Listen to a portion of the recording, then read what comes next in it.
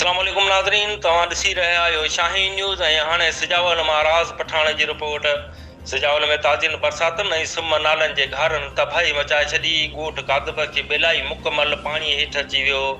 घर डही पट पइजी विया। मुतासिर बैराज जे बंद ते खुली आसमान हेठि बेयारो मददगार वेठल। वार न थियण ख़िलाफ़ ॻोठाणनि पारां एहतिजाज।